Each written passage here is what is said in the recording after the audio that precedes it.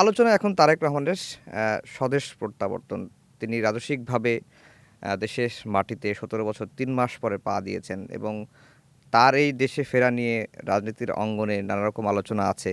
BNP বলছে তার ফেরার ফলে রাজনীতিতে একটি আশার সঞ্চার করেছে। আপনার কাছে কি মনে হয় রাজনীতির বাঁক কি বদলে যাচ্ছে তার এই ফেরাতে? অবশ্যই তারেক রহমান বাংলাদেশের রাজনীতিতে খুবই গুরুত্বপূর্ণ একটি নাম এবং তারেক রহমানের নামটার সঙ্গে শুধুমাত্র তারেক রহমান ইটসেলফ না, ওনার পার্টি, তার স্যাক্রিফাইস, পার্সোনাল লাইফে তার অ্যাক্টিভিটিস এবং সর্বোপরি উনি যাদের সন্তান তাদের একটা বড় ভূমিকা রয়েছে। ওনার রাজনীতির যে প্রেক্ষাপটে উনি দেশ ছেড়েছিলেন সেটি আমার মনে আছে, কারণ তখন আমি স্টুডেন্ট, ঢাকা বিশ্ববিদ্যালয়তে তখন পড়ছিলাম এবং আমার তখন ওনার যে স্যাক্রিফাইসটা দেখে আমার মনে হয়েছিল, কারণ ওনার বাবার তো একটা স্যাক্রিফাইস আছে, ওনার মায়ের একটা স্যাক্রিফাইস আছে এই দেশের জন্য।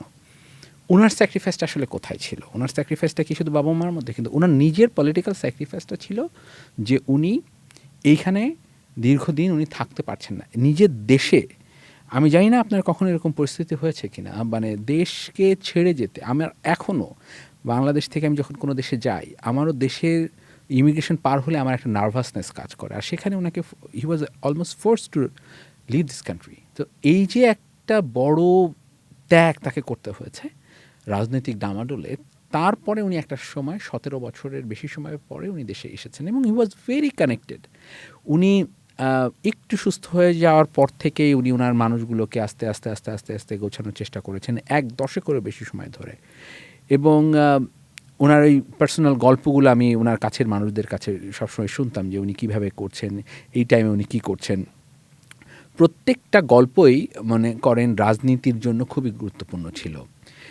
এবং আপনি যদি তার ফিরে আসাটা দেখেন, মানুষ যেভাবে দেখেছে, বাংলাদেশের গণমাধ্যম যেভাবে তা প্রচার করেছে এবং মানুষের যে উচ্ছ্বাস ছিল, এটা আনপ্রেসিডেন্টেড। আনপ্রেসিডেন্টেড এইটা স্মরণকালের ইতিহাসে তো আমরা এরকম দেখিনি। দ্বিতীয় হচ্ছে যে উনি আসার পরে বাংলাদেশের রাজনীতিতে একটা, অফকোর্স একটা ভ্যাকিউম ছিল, যেটা প্রেস সচিব বলেছেন, আমিও তার সঙ্গে একমত যে একটা ভ্যাকিউম ছিল, সেই ভ্যাকিউমটা ফিল আপ হয়েছে।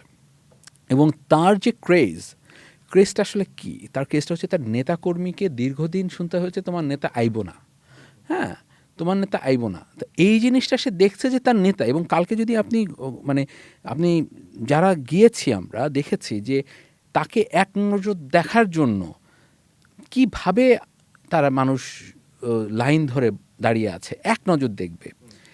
এইটা মানে unbelievable. I haven't seen such in my মানে এই 20 বছরের কাছাকাছি সাংবাদিকতা আমি কখনো এরকম কারোর জন্য এরকম দেখিনি।